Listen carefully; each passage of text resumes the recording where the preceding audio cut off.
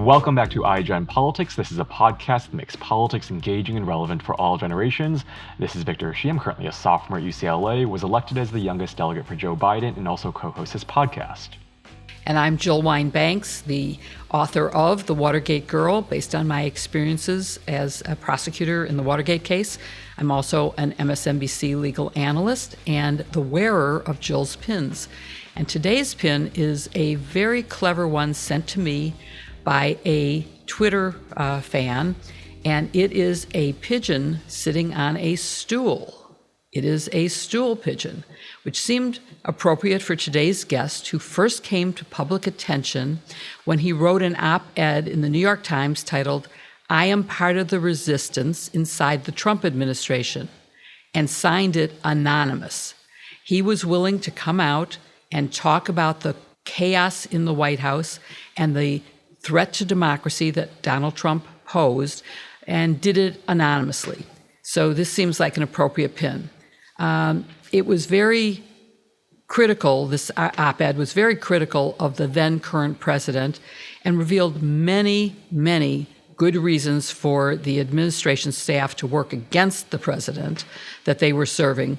But it came with a lot of criticism from both sides. Democrats, because they wanted to question Anonymous and they wanted to know who he was, he or she, and Republicans because they said it was all made up. Today's pin is for that reason. And the questions that swirled around who was anonymous reminded me of the guessing games that took place during Watergate to determine who was Deep Throat, the source for Woodward and Bernstein. And that's a whole subject that we could talk about later, Victor. Definitely. Well, our guest's real name is Miles Taylor. Before working for President Trump, Miles served in the George W. Bush administration, but he started his political career even earlier, while in high school, and continued it during the Trump administration when he served as chief of staff under Department of Homeland Security Secretary Kirstjen Nielsen. It was while he was at the DHS in 2016 that he penned the anonymous New York Times op-ed.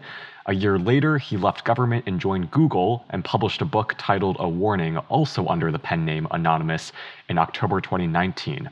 A year later, in October 2020, he revealed that he was anonymous. Since then, Miles has founded Republican Voters Against Trump, endorsed Joe Biden for president, and most recently co-founded the Renew American movement alongside former governors, congressmen, and cabinet officials with the goal of preventing Donald Trump from running for office in 2024. This is going to be an action-packed conversation. Thank you, Miles, for being with us today. Yeah, thanks for having me. It's our pleasure, and we have a lot to discuss with you today. So let's get right into it. And I want to start with your entry into politics, which started at a very young age. You were an appointee in the George W. Bush administration. So how old were you at that time? Yeah, well, I was a baby Bushy, as they called me. I was probably 19 years old when I joined the administration in one capacity or another, 19 or 20. I just remember that I wasn't of drinking age, because when folks from the White House and elsewhere would go to the bars in Washington, D.C., I either couldn't come with or they had to propose ways to sneak me in. So at one point, I was the youngest appointee in the Bush administration, and then they brought in someone incredibly even younger. Maybe they decided it wasn't so bad to have young blood around. So yeah, I was underage. Well, that's always a good thing when you show that as an example, you're not bad, and that you open the door for others. That's my minimum standard that I set. Yeah, and you share that with Victor, who was, I think, the youngest delegate for the Biden election. So you two have that in common. I was definitely not the youngest. I don't think I was the oldest, but I may have been. Anyway, the Republican Party, when you were 19, is not the Republican Party that it is today. In fact, it's hard for me to even say the words Republican Party and know what it means, because it's really the Retrumplican Party now. So I'm curious what your reaction has been to this change in the party and how you felt when Trump ran for office. Did you know what was coming? Well, look, it's a good question. I'll start with the first piece. On the party, I don't think any of us could have imagined it would come this direction. And I'll offer fair warning in advance, I was never a very political person in terms of working on campaigns. I'd never worked on a single campaign in my life. I was always a policy guy. I got into public policy because of 9/11 and stayed in the national security field, largely working on counterterrorism and cybersecurity and nation state threats from Russia and China, those sorts of things. But we've seen a really, really sharp turn in our politics, and one that's made me more interested in working the campaign side, because frankly, that's the only way you can turn it around is at the ballot box. And I said something a few months ago that really ruffled feathers among my, former colleagues on the right. Is I was asked, what's the single greatest national security threat to the United States right now? And I said, and I stand by this, that I felt like my party, the Republican Party, was the greatest national security threat I'd seen in my lifetime. Now, that sounds like hyperbole, but let me break that down. When we were face to face with Al-Qaeda and ISIS and other nation state threats, our enemies usually prioritize as their top goal undermining our democracy and weakening Americans' faith in democracy, the democratic experiment, and thereby weakening U.S. national security. Right? I mean, that was a preeminent goal of the Soviet Union, was to weaken the democratic Western world order. They failed at it. The Soviet Union collapsed. Al-Qaeda didn't even get close to putting cracks in the edifice of the Western democratic order. But the modern Republican Party, the Trumpist Republican Party, has done more damage to American democracy in just a matter of years than those adversaries did, and in some cases decades, by legitimately undermining Americans' faith in democratic institutions, the process. That, to me, is a very, very significant national security threat in the traditional sense of the term. So I still consider myself a national security policy guy. But I never imagined the threat would come from within rather than from without.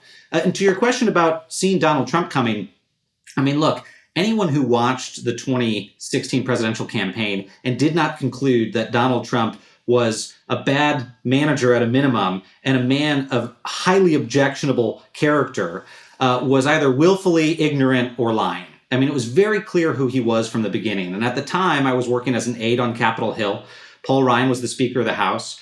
And we were trying to implement what behind the scenes we called the Trump inoculation plan. We were trying to slow down his movement in the primaries and get him out of the race because it was so clear he was a terrible influence, not just on the party, but that he would be, even being in the race, was doing damage to our civic discourse and to our country. So never imagined he would be president. He was dead last in the field as far as I was concerned in terms of who was qualified. But of course, we all know what ended up happening. I had no desire to go into the Trump administration, but when I saw people I knew and respected like John Kelly going in, I became more open to it. I said no at the beginning. Kelly's team came back to me and said, come join us.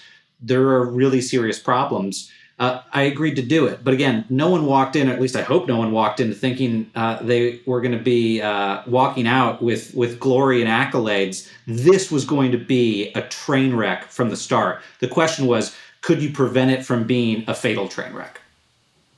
So did you think you could at least keep to some of the traditional Republican policies, which of course would not have included supporting Putin, as the right-wing media is doing now and as the Trump administration did? Did you expect to have more leeway and maybe bring about the policies that you, as a traditional Republican, would have been for? Yeah, like a lot of folks, I naively thought that once elected, the office would potentially have sort of an effect on Donald Trump in a way that would make him more moderate. I mean, you go back to almost any president. You could find quotes from Barack Obama, George W. Bush, Bill Clinton, who said that being in the office changed them. And, many of us hoped that it would do the same to Donald Trump, and that, yes, you could moderate him to a certain extent and try to implement a sort of rational, GOP executive branch. Here's how I would measure it. If I was going to do a scorecard, let me pull it back to what I think are the three core pillars of the Republican Party: free minds, free markets, and free people. The hope was, you could get a Trump administration that pushed for open discourse and an open economy and competitive economy and pushed for freedom around the world. We ended up getting the exact opposite in every single instance. So in the case of free minds, you had a Donald Trump who came out and literally attacked the press as the enemy of the people. That's the best example. Okay, this is a man who completely objected to the idea of dissenting opinions reaching across the aisle. So push that out of the equation. Free markets. Donald Trump became one of the most protectionist presidents we've seen in modern times, completely antithetical to the free market views of the Republican Party. So push that out of the equation. And then finally, free people. I witnessed firsthand as Trump had a very clear preference for dealing with autocrats over Democratic allies, and in fact would flagrantly dismiss our Democratic allies and openly embrace our autocratic ones. So throw that out of the column. I mean, I remember when Trump was going to a G7 meeting in Canada, and he didn't even want to go. He said to us, I don't want to go. This is pointless. It's a waste of time. He went. He got into these big fights with Trudeau and Angela Merkel, and then he left early. And what did he do right afterwards? He flew halfway around the world to go meet with Kim Jong-un in North Korea. There's no better side-by-side than that of him blowing off his Democratic allies and going to embrace probably the world's most bloodthirsty dictator. So those were his priorities. And when that became clear, I mean, to me, it meant it was time to leave and oppose it from the outside. That's a great explanation. During the administration, you were really vocal about the family separation policy in particular. Can you talk more about that and if that was the tipping point for you? It certainly was one of them. I mean, look, when the policy was developed, I was in a completely different job. So I came into the administration as sort of the national security advisor to the secretary, handling counterterrorism issues, sensitive intelligence issues. So as that was being discussed with the Justice Department and DHS, it was very peripheral to what I was doing. But I was aware of what was happening largely because there were people in our office who said, look, this can't go forward. In the course of it being approved and then implemented, I stepped into the deputy chief of staff job at the Department of Homeland Security. And I can tell you, that thing was an absolutely foreseeable humanitarian disaster. And Victor, to your question, such an obvious example of why all of these forces of Trumpism were resulting in really, really, really bad policymaking and why, frankly, people had failed to moderate the man. Now, let me walk you back in time. There were folks months before this went into effect saying, look, if this goes forward, the U.S. government doesn't have the resources, it doesn't have the people, it doesn't have the ability to prosecute everyone at the border and quickly get everyone reunited if they have to be deported or ready to come back in if they've been approved for entry, right? But that's what Jeff Sessions wanted to do, prosecute everyone coming across the border. These warning signs should have been heeded. I mean, there were folks that said, it gets very, very complicated, but at the core, the Department of Homeland Security can only keep people in its custody for a few days because if you've been to border facilities, they're not hotels. This isn't Holiday Inn Express. They're concrete facilities. They're under maintenance. They're kind of disgusting places, and Congress hasn't funded them. It's not a place where you keep a child for more than a few hours, in my opinion. Yet, by prosecuting everyone at the border, there was this huge backlog in the courts. And so these parents are waiting for their day in court while their children are waiting for them. And then under U.S. law, rightfully, after a certain amount of time, you have to put a child in more appropriate circumstances. And that means they get transferred to Health and Human Services. So it was this total catastrophe of parents waiting in line for court, then the children being moved from one place to another, something that should have never, ever happened. Now, to me, yes, I thought a lot of people should have resigned in the wake of that. It was one of the first big dominoes that pushed me to end up writing the anonymous op-ed against Trump and saying that his administration was basically in chaos. But we still haven't learned that lesson, I don't think, of how a man of such deficient character can result in policies like that. Because honestly, any other president, in my view, would have heard that information, heard the protests from within his administration, and said, yes, I will order the attorney general to stop this before it turns into a catastrophe. Instead, it took it blowing up completely for us to go to Trump behind the scenes and say, you must issue an executive order telling the Attorney General to change his mind. Because the Secretary of Homeland Security can't go tell the Attorney General to change his policy. Only the president can. And it took this thing turning into a complete five-alarm fire crisis to convince Trump to do that. And then here's what's more shocking, though, Victor. I later became DHS Chief of Staff and then had immigration under my remit. Family separation had ended. And within weeks of it having ended, Donald Trump was saying to us in unrelated meetings in the Oval Office, turn it back on. Not only turn it back on, but I want it harsher this time. All right, so he didn't even understand that the fact that children were separated from their parents was a really, really bad effect of the policy. He thought it was the purpose of the policy. And not only that, he wanted to reinstitute it and make it more cruel. That was the President of the United States and the Commander-in-Chief in 2018. And frankly, is one of the reasons why I went out and campaigned against him, is to say, listen, folks, if he gets reelected, this is one of the things he wants to do. He will reinstate family separation in a crueler and more direct way. That's un-American. So you mentioned your anonymous op-ed, and I really want to talk more about that. You wrote it in 2018. It caused quite a stir, both with the revelations and opinions expressed, but also about who was anonymous. You know, big question mark. Who wrote this? We do have a link to your op-ed in our show notes, so our listeners can get to read a little bit more about what you've already described as criticizing the chaos and cruelty of the administration. I want to ask about your decision to publish it anonymously.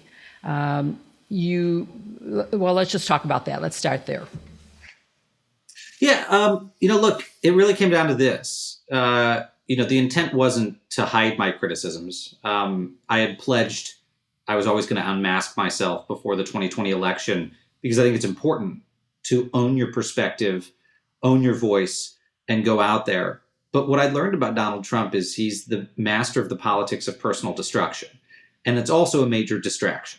So when someone has a legitimate criticism of him, he immediately turns it into an attack on the person, and the substance gets completely and immediately lost.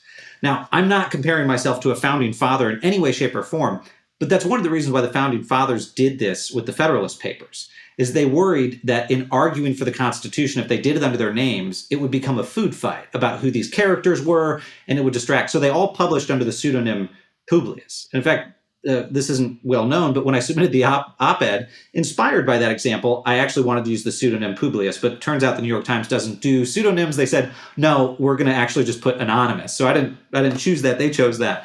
But I wanted to use that for a reason, is to make clear Publius would have been a nod towards, look, I'm doing this so that the substance doesn't get lost. And at the time, the substance was that the majority of Donald Trump's cabinet believed he was unfit for office and even dangerous, and were actively trying to get him to reverse his bad instincts. That was the reality inside the administration.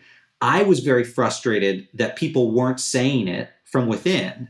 And so, yes, that was the vehicle I decided to use. Now, I'll make a caveat. The main thrust of that op-ed was completely wrong, because the main thrust was not just that Donald Trump was incompetent and the majority of his cabinet believed it. That was true and remains true.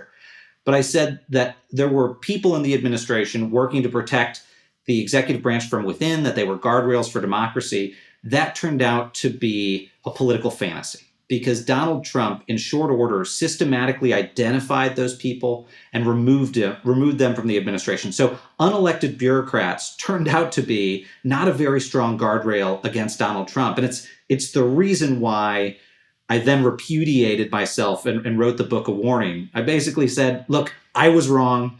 Unelected bureaucrats aren't going to save us from Donald Trump. Nothing's going to save you from Donald Trump. Stop hoping for impeachments and prosecutions. The only thing that's going to save him is the thing that the founders intended. Save us is the thing the founders intended, and that is the people themselves, right? It is us choosing not to reelect him. That was my warning.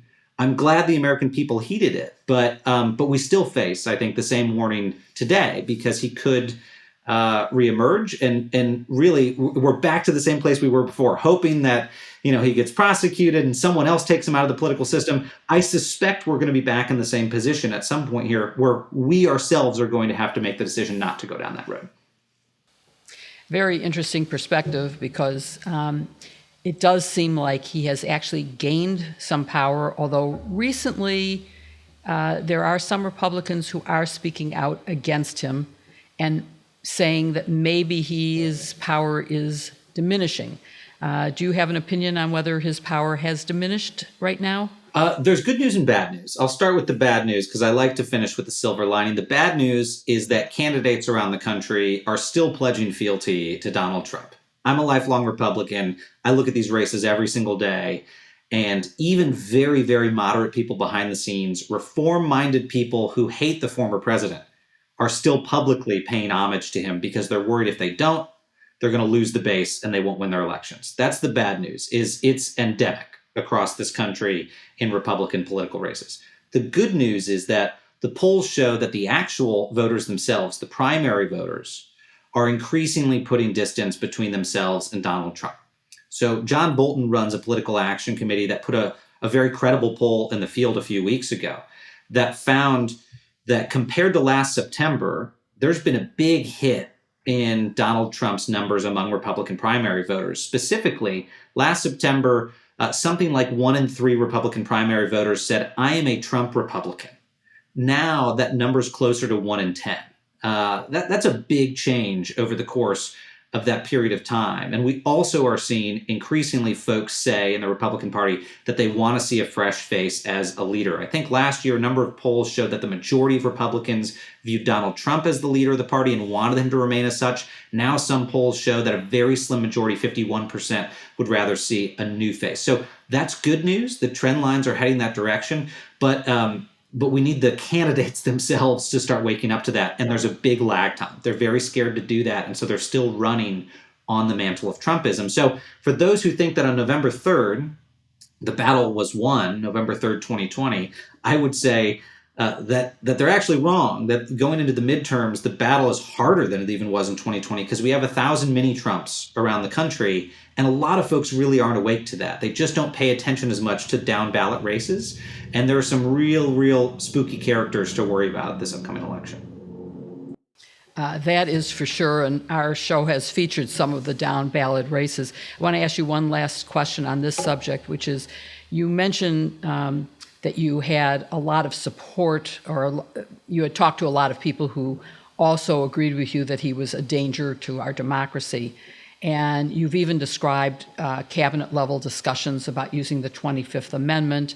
And now there's some talk about using a conviction on insurrection or for the violation of his taking documents from the archives, which can lead to forfeiture of office and barring from future office.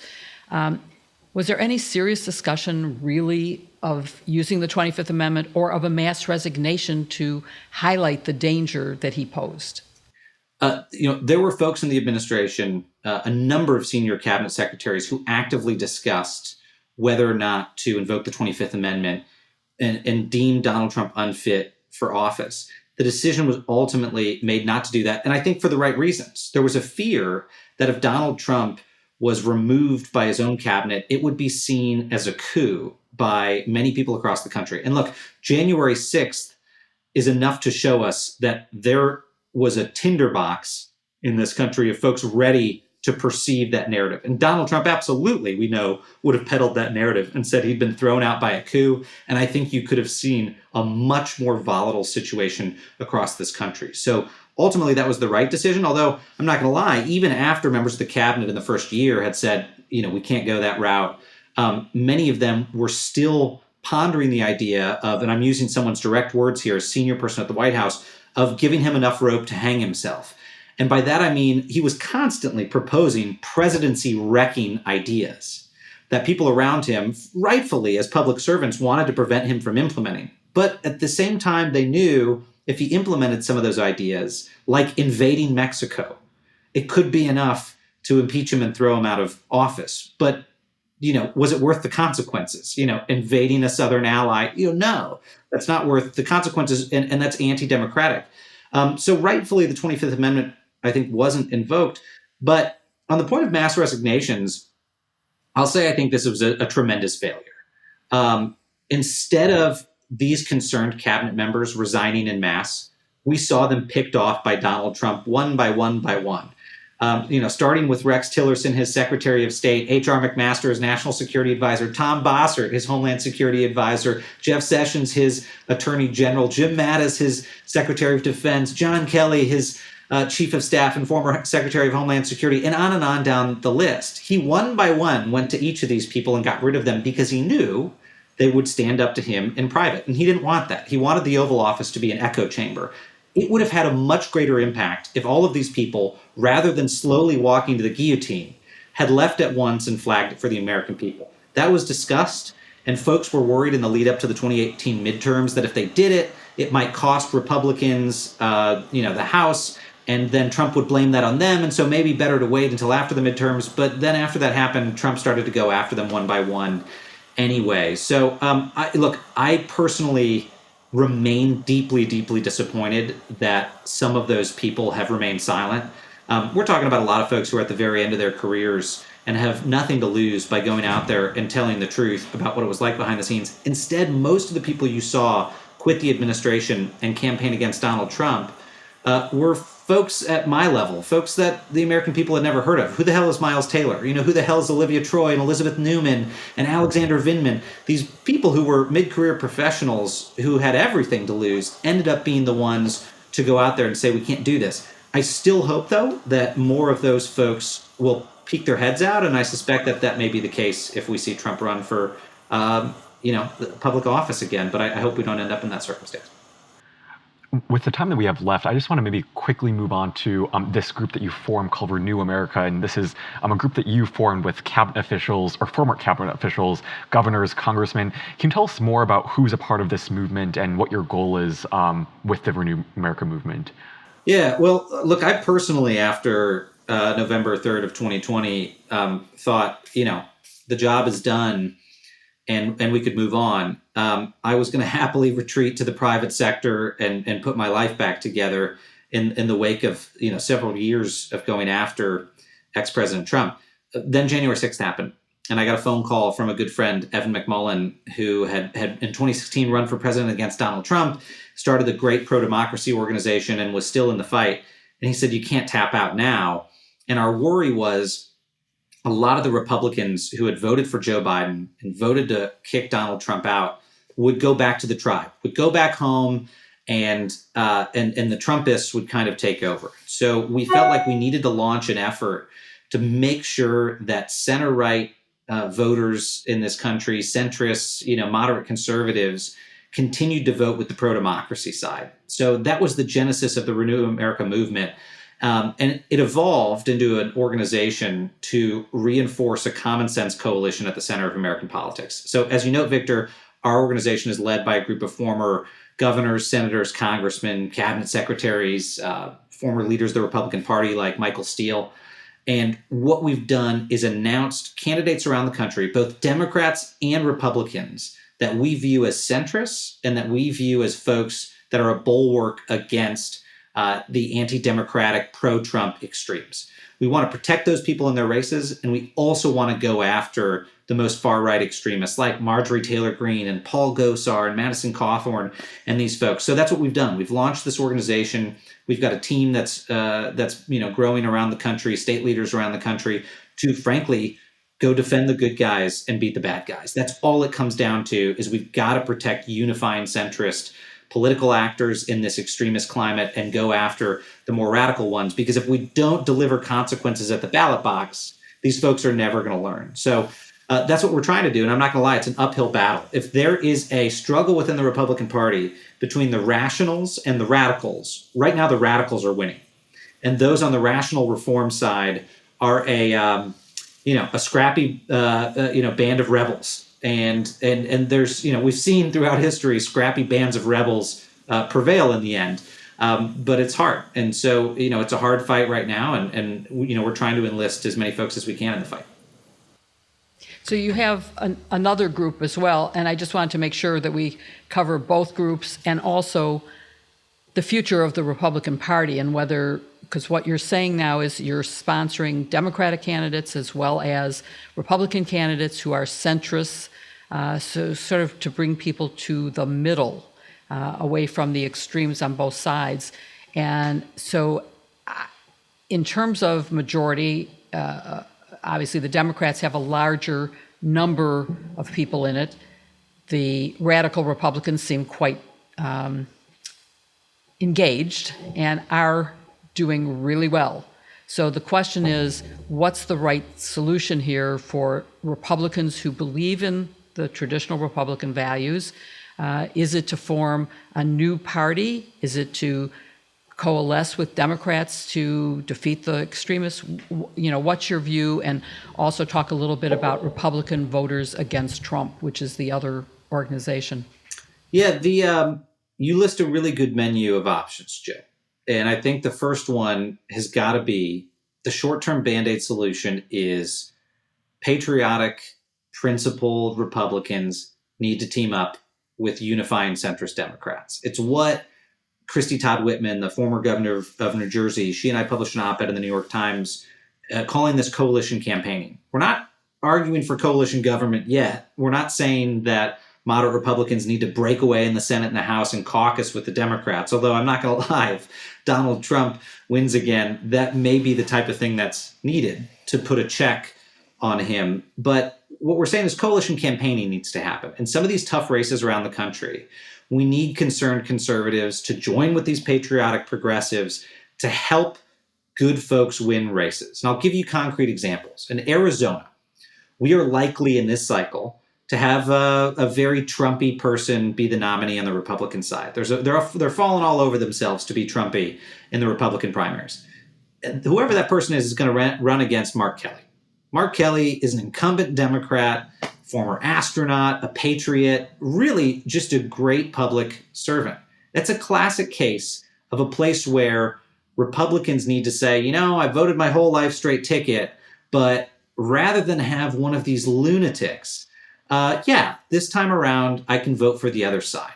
And that's what we're trying to do around the country is highlight those unifying figures, put them on the radar of, moderate to conservative folks and say, look, this is what's needed to protect democracy is, you deciding to vote for the other side and put country over party. We saw it in 2020. If you look at the battleground states and the exit polls, Joe Biden largely won the battleground states because he won over disaffected Republicans. He got 7% of people who voted for Donald Trump in 2016 to come vote for him in 2020. That was significant. If it wasn't for those folks who switched sides, Joe Biden would have not won the presidency. So we're trying to do that down ballot this cycle and have the same impact and convince folks that they should do the same thing in their Senate and House races in these key battlegrounds. So that's what we're trying to do right now. But Jill, to your last point, whether a new party needs to be created or a third force in American politics, I think that's very much still on the table. And if you, again, look at the numbers,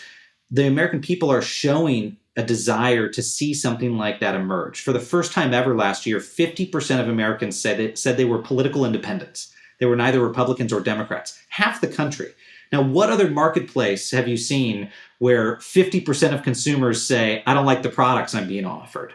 So that signals to me that whatever happens with the Republican Party, there is underlying demand for another force in American politics. And I think we'll see that in our lifetimes. And we may need to see it sooner rather than later if we have to put a check on a return of Donald Trump. I'm old enough to remember when there was bipartisanship, there was one set of facts, and there was debate about the policy implications of agreed upon facts. And we're so far from that now that it's almost hard to foresee how we are going to resolve the issues. But I think having someone doing the things you're doing to bring people together is certainly a good thing.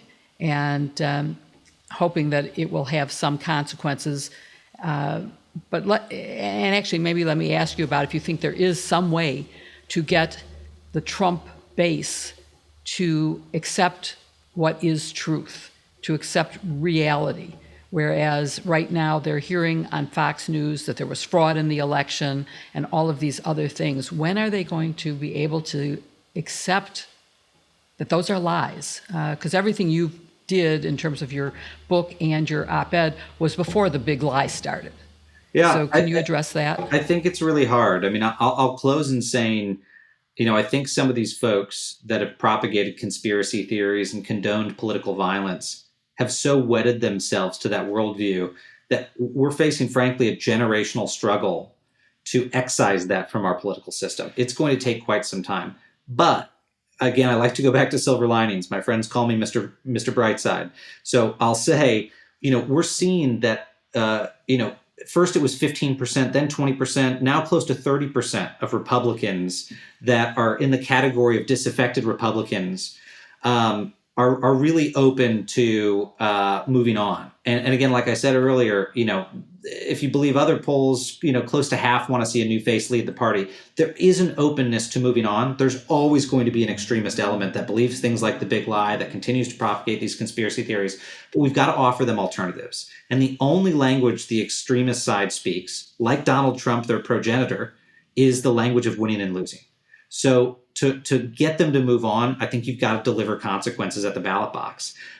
But there's a more unifying aspect to this. And Jill and Victor, as you both were alluding to, there's something cathartic about working with the other side, about reaching across the aisle. Bipartisanship is cathartic. And you don't have to think about politics to imagine that. Just imagine in your own life, someone who's been a hostile adversary, but you realize through empathy is actually sort of human, and you bury the hatchet. That catharsis can lead to really, really, really great things.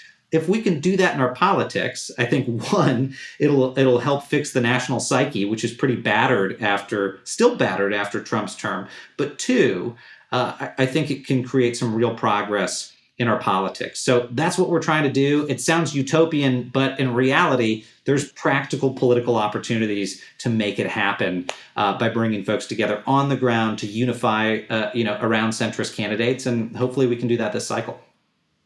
In an era of Marjorie Taylor Greene and Ron DeSantis and Gosar and Hawley and Boebert, and I could go on and on and on, it gets harder and harder to see them being part of any coalition that would make sense. But I hope you're right and that there is an opportunity. I would like that to happen. Victor, do you want to ask the last question?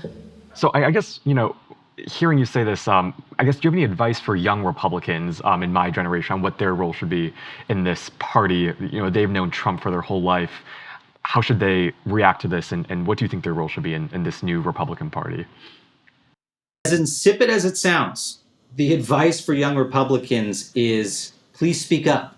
That's the demand signal. Right now, look, we learned a valuable lesson in the era of Trump, which is that I think everyone knows that the majority of Republicans on Capitol Hill loathe Donald Trump.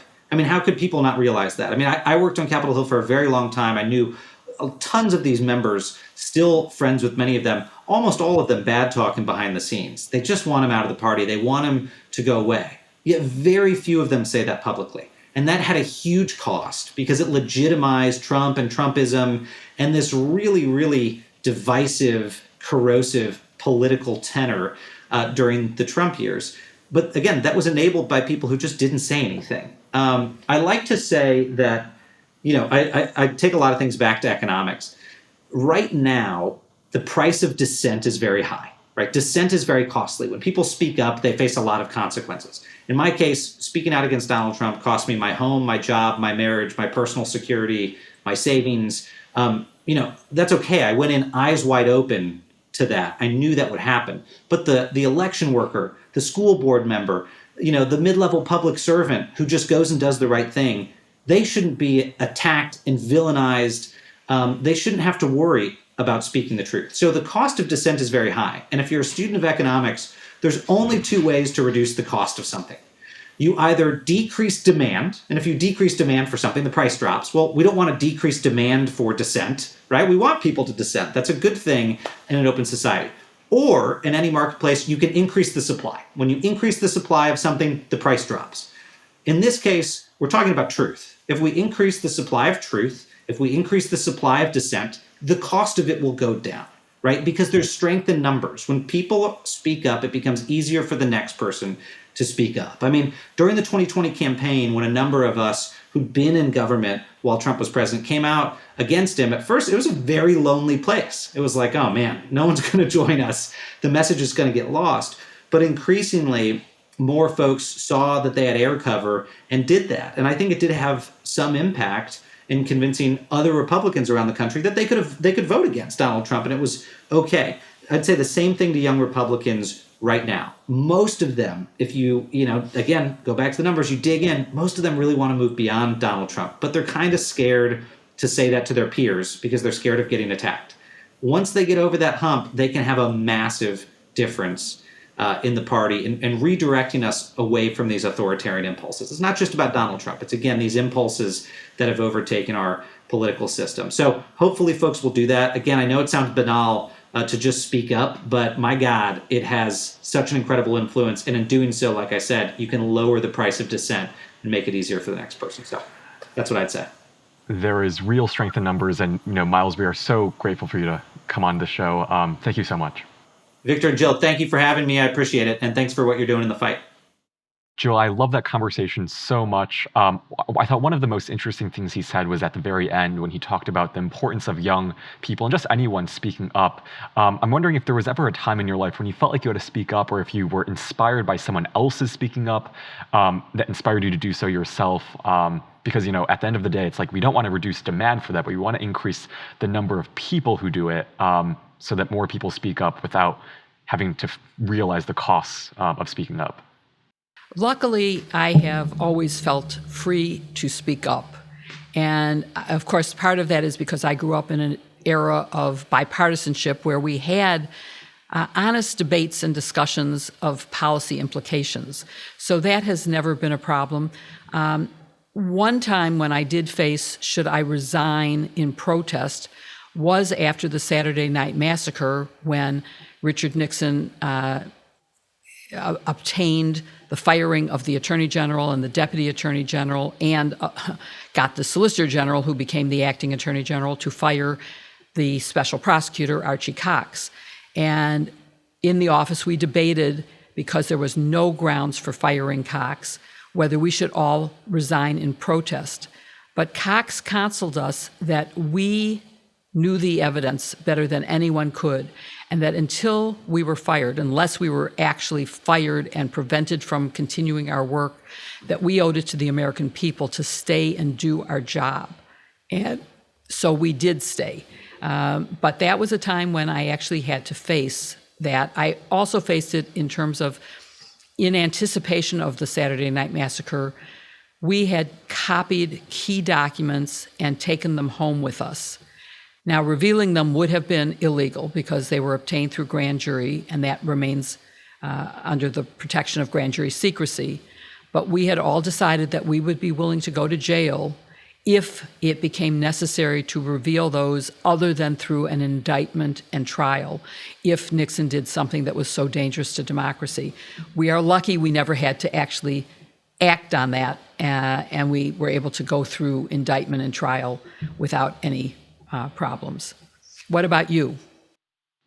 Well, I haven't faced anything like that before, but I know just in like very, very small context, as a student, there are sometimes moments where I feel like, should I speak up? And then I see someone else speak up, and it's through them that inspires me to speak up and use my voice. But I think what he said about Republicans in this movement, I think it just goes to why his movement is so important, because he has all these former congressmen, current elected officials, former elected officials, former cabinet members speaking up all in one effort to unite the Republican Party and to really prevent Donald Trump from gaining power. And I think, there's something, I think he said it was, a little bit, I don't know what the exact word he used was, but basically it was kind of, I guess, interesting advice for young people. But I think using their voice to speak up is such an important thing. And seeing these people speak up and these elected officials speak up, I think is something that will inspire young people, hopefully, to use their voice for better. And, you see people on TV use their voice, people on TV who,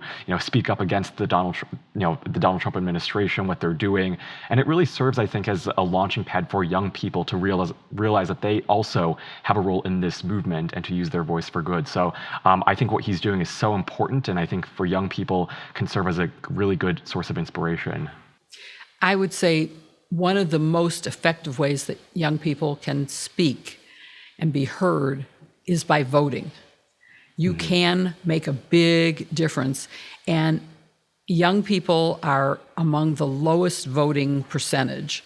They don't go out and vote, and they need to, because right now democracy stands ready to collapse if we don't make sure that people who care about it go out and vote.